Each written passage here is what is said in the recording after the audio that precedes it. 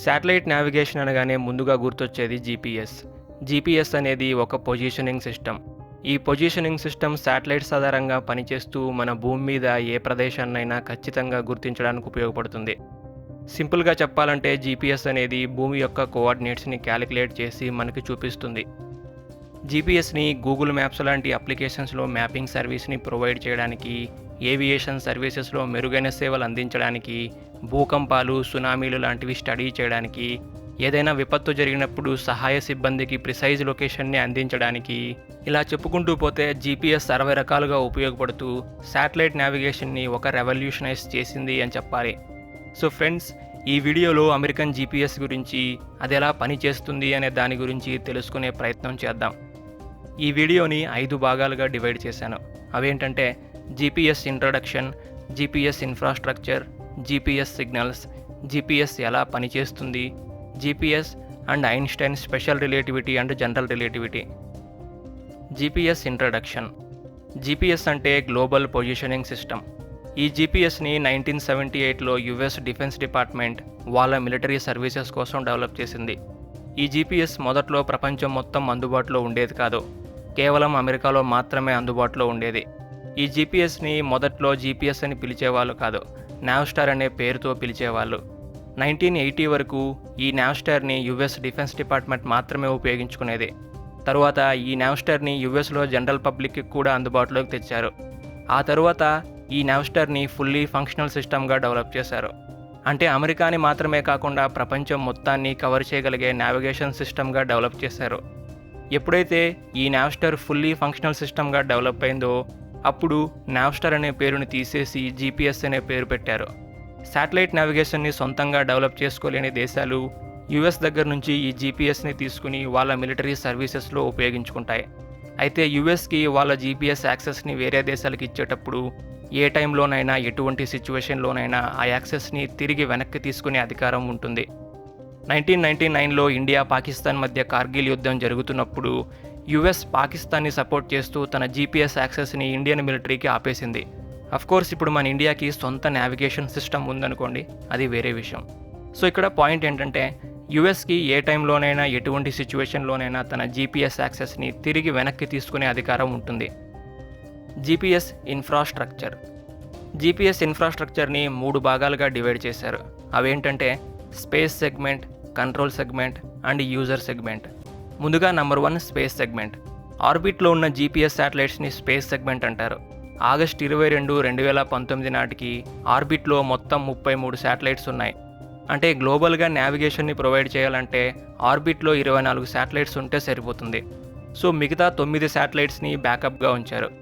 ఈ శాటిలైట్స్ అన్నీ భూమికి సుమారుగా 22,000 కిలోమీటర్ల ఎత్తులో ఉండి భూమి చుట్టూ 12 గంటల్లో ఒక రొటేషన్ని చేస్తూ ఉంటాయి. ఈ రొటేషన్ అనేది భూమి చుట్టూ మొత్తం 6 ఆర్బిట్స్లో జరుగుతూ ఉంటుంది. ప్రతి ఆర్బిట్లో 4 జీపీఎస్ శాటిలైట్స్ పనిచేస్తూ ఉంటాయి. అలాగే ఆ 4 జీపీఎస్ శాటిలైట్స్ ఒక స్పెసిఫిక్ ప్యాటర్న్లో ఉంటాయి. ఆ ప్యాటర్న్ ఏ విధంగా ఉంటుందంటే మొదటి శాటిలైట్కి రెండవ శాటిలైట్కి 30 డిగ్రీల దూరం, రెండవ శాటిలైట్కి మూడవ శాటిలైట్కి 105 డిగ్రీల దూరం అండ్ రిమైనింగ్ శాటిలైట్స్ మధ్య దూరం 120 అండ్ 105 డిగ్రీలుగా ఉంటూ భూమిని 360 డిగ్రీస్లో కవర్ చేస్తూ ఉంటాయి. జీపీఎస్ శాటిలైట్స్ ఈ ప్యాటర్న్లోనే ఎందుకుంటాయంటే మనకి నావిగేషన్ని ప్రొవైడ్ చేయాలంటే 24 శాటిలైట్స్లో మినిమం 4 శాటిలైట్స్ జీపీఎస్ రిసీవర్కి కనెక్ట్ అవ్వగలగాలి. సో ఇలా మినిమం 4 జీపీఎస్ శాటిలైట్స్ జీపీఎస్ రిసీవర్కి కనెక్ట్ అవ్వాలంటే ప్రతి ఆర్బిట్లో ఒక 4 శాటిలైట్స్ ఆ స్పెసిఫిక్ ప్యాటర్న్లోనే ఉండాలి. Number 2 control segment. ఈ కంట్రోల్ సెగ్మెంట్ 3 భాగాలుగా పనిచేస్తుంది. అవేంటంటే 1 master control station.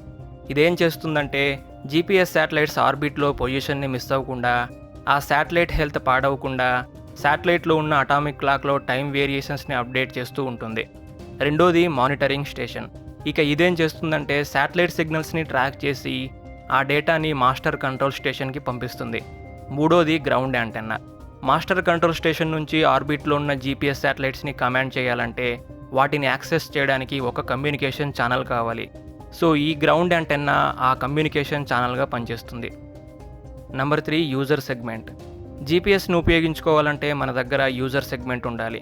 User segment అంటే జీపీఎస్ రిసీవర్. సో ఈ జీపీఎస్ రిసీవర్లో శాటిలైట్ సిగ్నల్స్ని రిసీవ్ చేసుకోవడానికి ఒక యాంటెన్నా, రిసీవ్ చేసుకున్న సిగ్నల్స్ని ప్రాసెస్ చేయడానికి ఒక ప్రాసెసర్, అలాగే టైంని రిఫరెన్స్గా తీసుకోవడానికి ఒక క్లాక్ ఉంటుంది.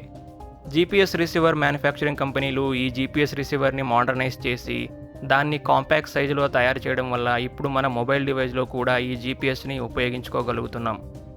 GPS signals.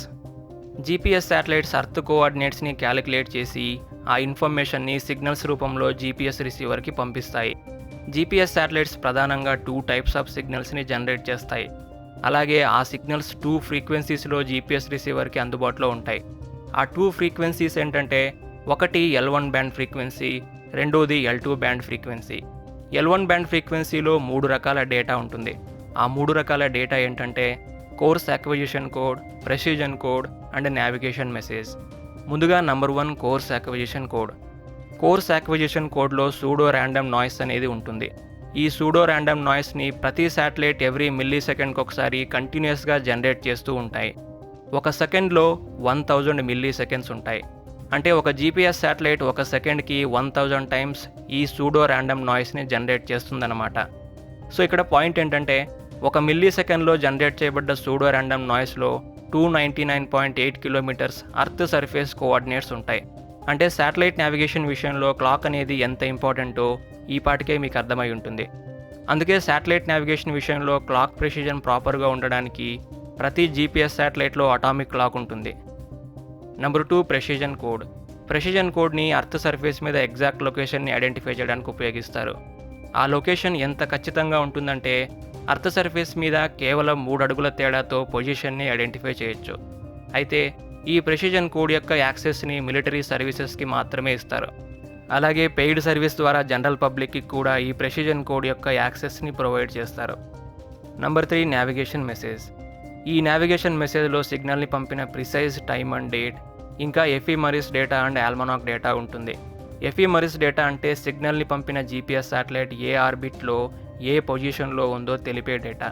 ఇక ఆల్మనాక్ డేటా అంటే ప్రతి జీపీఎస్ శాటిలైట్ యొక్క స్టేటస్ అండ్ వాటి హెల్త్ కండిషన్ని తెలిపే డేటా. సో ఇలా L1 band frequency, course acquisition code, precision code and navigation మెసేజ్తో జనరల్ పబ్లిక్కి అవైలబుల్గా ఉంటుంది. జీపీఎస్ శాటిలైట్ సిగ్నల్స్ని పంపే మరో ఫ్రీక్వెన్సీ L2 బ్యాండ్ ఫ్రీక్వెన్సీ. అయితే ఈ L2 బ్యాండ్ ఫ్రీక్వెన్సీ పూర్తిగా మిలిటరీ సర్వీసెస్కి మాత్రమే అవైలబుల్గా ఉంటుంది. జీపీఎస్ ఎలా పనిచేస్తుంది? జీపీఎస్ టెక్నాలజీలో పొజిషనింగ్ని మెజర్ చేయడానికి ట్రైలాటరేషన్ అనే ఒక పద్ధతిని ఉపయోగిస్తారు. ట్రైలాటరేషన్ అనేది ట్రిగనోమెట్రీ అండ్ జామెట్రీని బేస్ చేసుకుని డిస్టెన్స్ ద్వారా పొజిషన్ని క్యాలిక్యులేట్ చేసే ఒక పద్ధతి. ట్రైలాటరేషన్లో 2 రకాలున్నాయి. ఒకటి 2D ట్రైలాటరేషన్. 2D ట్రైలాటరేషన్లో ప్రిసైజ్ పొజిషనింగ్ని మెజర్ చేయలేం. ఎందుకంటే 2D ట్రైలాటరేషన్లో లాంగిట్యూడ్ అండ్ లాటిట్యూడ్ని మాత్రమే కన్సిడర్ చేస్తారు. రెండోది 3D ట్రైలాటరేషన్. 3D ట్రైలాటరేషన్లో ప్రిసైజ్ పొజిషనింగ్ని మెజర్ చేయొచ్చు. ఎందుకంటే ఇందులో లాంగిట్యూడ్ అండ్ లాటిట్యూడ్తో పాటు ఆల్టిట్యూడ్ని కూడా కన్సిడర్ చేస్తారు. సో ఇక్కడ జీపీఎస్లో 3D ట్రైలాటరేషన్ని మాత్రమే ఉపయోగిస్తారు. 3D ట్రైలాటరేషన్ని అచీవ్ చేయాలంటే మనకి అర్త్ మీద మినిమం 3 నోన్ పాయింట్స్ కావాలి. దీనికోసం జీపీఎస్ రిసీవర్కి 3 జీపీఎస్ శాటిలైట్స్ కనెక్ట్ అయి ఉంటాయి. ఈ 3 జీపీఎస్ శాటిలైట్స్ సిగ్నల్స్ని L1 బ్యాండ్ ఫ్రీక్వెన్సీ ద్వారా జీపీఎస్ రిసీవర్కి సెండ్ చేస్తాయి. జీపీఎస్ రిసీవర్ ఈ సిగ్నల్స్ని రిసీవ్ చేసుకున్న వెంటనే ఆ సిగ్నల్స్ జీపీఎస్ శాటిలైట్ నుంచి జీపీఎస్ రిసీవర్కి చేరుకోవడానికి ఎంత సమయం పట్టిందో క్యాలిక్యులేట్ చేస్తుంది. దీనికోసం జీపీఎస్ రిసీవర్లో ఉండే ప్రాసెసర్ జీపీఎస్ శాటిలైట్లో టైంని, జీపీఎస్ రిసీవర్లో టైంని కంపేర్ చేస్తుంది. అయితే ఈ జీపీఎస్ రిసీవర్లో ఉన్న క్లాక్ క్వార్జ్ క్లాక్. ఈ క్వార్జ్ క్లాక్లో టైం ప్రిసైజ్గా ఉండదు. సో ఈ జీపీఎస్ రిసీవర్లో ఉన్న క్వార్జ్ క్లాక్ని అటామిక్ క్లాక్తో సింక్ చేస్తే క్వార్జ్ క్లాక్లో ఏర్పడే టైం వేరియేషన్స్ని ఓవర్కమ్ చేయొచ్చు. అందుకే జీపీఎస్ రిసీవర్కి ఒక డెడికేటెడ్ శాటిలైట్ కనెక్ట్ అయ్యి జీపీఎస్ రిసీవర్లో ఉన్న క్వార్జ్ క్లాక్ని జీపీఎస్ శాటిలైట్లో ఉండే అటామిక్ క్లాక్తో సింక్ చేస్తూ ఉంటుంది. సో 3D ట్రైలాటరేషన్ని అచీవ్ చేయాలంటే మొత్తం 4 జీపీఎస్ శాటిలైట్స్ అవసరమవుతాయి. 3 ట్రైలాటరేషన్కి, 1 జీపీఎస్ రిసీవర్లో క్లాక్ని అడ్జస్ట్ చేయడానికి. సరే, ఇక్కడ జీపీఎస్ సిగ్నల్ అనేది ఒక electromagnetic radio wave. Radio waves కాంతి వేగంతో సమానంగా ప్రయాణం చేస్తాయి. సో రేడియో వేవ్ స్పీడ్ని కాంతి వేగంతో రెఫర్ చేస్తే సెకండ్కి 2.9 బిలియన్ మీటర్స్గా ఉంటుంది. సో ఇక్కడ జీపీఎస్ సిగ్నల్ ప్రయాణించిన టైం అలాగే ఆ సిగ్నల్ స్పీడ్ రెండూ ఉన్నాయి. వీటిని ఉపయోగించి జీపీఎస్ శాటిలైట్కి, జీపీఎస్ రిసీవర్కి ఎంత దూరం ఉందో క్యాలిక్యులేట్ చేస్తారు. అలా 3D ట్రైలాటరేషన్లో ముందుగా జీపీఎస్ రిసీవర్కి, జీపీఎస్ శాటిలైట్కి డిస్టెన్స్ని క్యాలిక్యులేట్ చేస్తారు. ఇలా 3 జీపీఎస్ శాటిలైట్స్కి డిస్టెన్స్ని క్యాలిక్యులేట్ చేసి ఆ డిస్టెన్స్తో 3 సర్కిల్స్ డ్రా చేస్తే ఆ 3 సర్కిల్స్ ఎక్కడైతే ఒక చోట ఇంటర్సెక్ట్ అవుతాయో ఆ ఇంటర్సెక్టింగ్ పాయింట్ని అర్త్ మీద పొజిషనింగ్ పాయింట్గా కన్సిడర్ చేస్తారు. ఇలా 3D ట్రైలాటరేషన్ మెథడ్ ద్వారా కన్ఫ్యూజన్ లేకుండా పొజిషనింగ్ని ప్రిసైజ్గా క్యాలిక్యులేట్ చేస్తారు. 3D ట్రైలాటరేషన్లో 3 నోన్ పాయింట్స్ ఎందుకు రెఫరెన్స్గా తీసుకుంటారంటే, ఫర్ ఎగ్జాంపుల్ మనం న్యూయార్క్ సిటీలో ఉన్నాం అనుకుందాం. మనం ఆ సిటీలో ఎగ్జాక్ట్గా ఏ ప్లేస్లో ఉన్నామో తెలియదు. సో మనం ఏ ప్లేస్లో ఉన్నామో తెలుసుకోవడానికి అక్కడ ఒక వ్యక్తిని అడిగాం, నేను న్యూయార్క్ సిటీలో ఎక్కడ ఉన్నాను అని. అతను ఇలా సమాధానం ఇచ్చాడు, మీరు ఎంపైర్ స్టేట్ బిల్డింగ్కి 7 కిలోమీటర్ల దూరంలో ఉన్నారు అని. అంటే మనం ఈ 7 కిలోమీటర్ల సర్కంఫరెన్స్ డిస్టెన్స్లో ఎక్కడైనా ఉండొచ్చు. సో మనకు మరింత క్లారిటీ కోసం అక్కడ ఇంకొక వ్యక్తిని అడిగాం, నేను ఎక్కడ ఉన్నాను అని. ఇతను మీరు మ్యాన్హాటన్ బ్రిడ్జికి 4 కిలోమీటర్ల దూరంలో ఉన్నారు అని అన్నాడు. సో ఈ 4 కిలోమీటర్లతో ఇంకొక సర్కంఫరెన్స్ సర్కిల్ని డ్రా చేస్తే మనకి 2 ఇంటర్సెక్టింగ్ పాయింట్స్ వస్తాయి. అంటే మనం ఈ ఇంటర్సెక్టింగ్ పాయింట్స్లో ఎక్కడైనా ఉండొచ్చు. సో మరింత ప్రెసిజన్ కోసం 3వ వ్యక్తిని అడిగాం. అతను మీరు కొలంబస్ పార్క్కి 2 కిలోమీటర్ల దూరంలో ఉన్నారు అని అన్నాడు.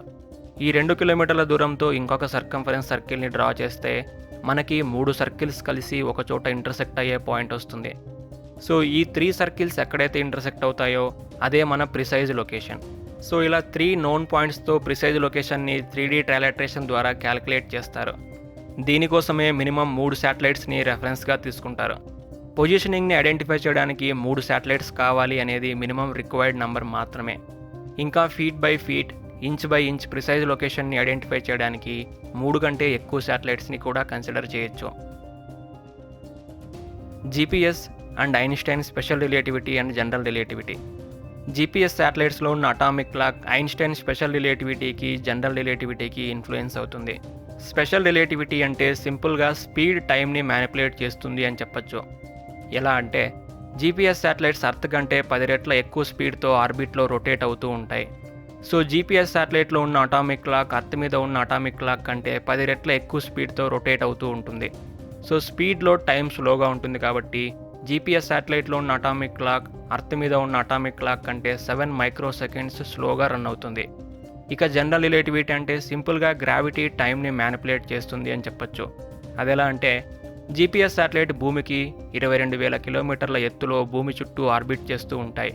అక్కడ గ్రావిటీ భూమి మీద కంటే చాలా తక్కువగా ఉంటుంది. సో గ్రావిటీ తక్కువగా ఉంటే టైం ఫాస్ట్గా మూవ్ అవుతుంది కాబట్టి జీపీఎస్ శాటిలైట్లో ఉన్న అటామిక్ క్లాక్ భూమి మీద ఉన్న అటామిక్ క్లాక్ కంటే రోజుకి 45 మైక్రో సెకండ్స్ ఫాస్ట్గా రన్ అవుతుంది. జనరల్ రిలేటివిటీని ఇంకా సింపుల్గా చెప్పాలంటే ఇంటర్స్టెల్లార్ సినిమాలో హీరో అండ్ అతని బృందం ఒక స్పేస్ ప్రాజెక్ట్ కోసం బ్లాక్ హోల్కి దగ్గరగా ఉన్న 3 ప్లానెట్స్లో మొత్తం 10 గంటలు గడుపుతారు. అయితే బ్లాక్ హోల్కి ఉన్న గ్రావిటీ ఫోర్స్ వల్ల ఆ 3 ప్లానెట్స్లో 1 గంట గడిస్తే భూమి మీద 7 సంవత్సరాలు గడిచిపోతాయి. సో అక్కడ 10 గంటలు గడపడం వల్ల ఈలోగా భూమి మీద 70 సంవత్సరాలు గడిచిపోయి హీరో కూతురికి హీరో అంత వయసు వస్తుంది. ఈ సన్నివేశం ఇంటర్స్టెల్లార్ మూవీని చూసిన ప్రతి ఆడియన్కి గుర్తుండే ఉంటుంది. సో ఐన్స్టైన్ స్పెషల్ రిలేటివిటీ వల్ల స్లోగా రన్ అయిన టైం అండ్ జనరల్ రిలేటివిటీ వల్ల ఫాస్ట్గా రన్ అయిన టైంని కంబైన్ చేస్తే జీపీఎస్ శాటిలైట్లో ఉన్న అటామిక్ క్లాక్ భూమి మీద ఉన్న అటామిక్ క్లాక్ అంటే రోజుకి 38 మైక్రో సెకండ్స్ ఫాస్ట్గా రన్ అవుతుంది. వినడానికి 38 మైక్రో సెకండ్స్ అయినా దీనివల్ల శాటిలైట్ నావిగేషన్లో పొజిషనింగ్ ఎర్రర్స్ చాలా తీవ్రంగా ఉంటాయి. ఈ క్లాక్ డ్రిఫ్ట్ని master control station ground antenna సహాయంతో సింక్ చేస్తూ ఉంటుంది. సో 100 ఏళ్ల క్రితం ఐన్స్టైన్ రిలేటివిటీ థియరీని అదొక ఊహ మాత్రమే అని అన్నారు. కానీ ఇప్పుడు అదే ఐన్స్టైన్ రిలేటివిటీ థియరీని మన డే టు డే లైఫ్లో జీపీఎస్ రూపంలో చూస్తూ ఉన్నాం. మ్యాథమెటికల్ థియరీస్ని, ఫిజిక్స్ లాస్ని, కంప్యూటర్ టెక్నాలజీని, హార్డ్వేర్ని మనిషి అవసరాల కోసం మనిషి తన మేధస్సును ఉపయోగించి ఒక సిస్టమ్గా తయారు చేస్తే 40 సంవత్సరాల క్రితం అమెరికాలో నావ్స్టార్గా మొదలయ్యి ప్రస్తుతం శాటిలైట్ నావిగేషన్ విషయంలో జీపీఎస్గా తిరుగులేని శక్తిగా ఉంది. సో అలాంటి ఈ జీపీఎస్ గురించి మీరేమనుకుంటున్నారో మీ అభిప్రాయాల్ని నాకు కామెంట్ సెక్షన్లో తెలియజేయండి. Thanks for watching.